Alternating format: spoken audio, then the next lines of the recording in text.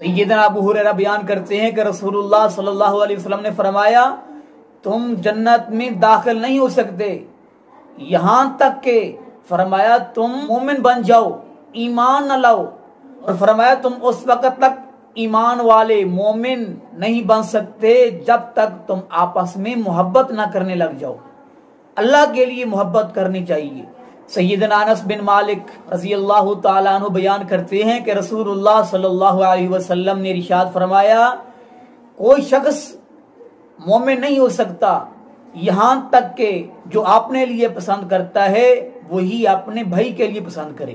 اس وقت تک کوئی بندہ ایمان والا نہیں ہو سکتا جب تک جو اپنے لیے پسند کرتا ہے وہی اپنے ہمسائے کے لیے، اپنے مسلمان بھائی کے لیے پسند کرے۔ آخر دعوانا الحمدللہ رب العالمین۔ شوقتوں سے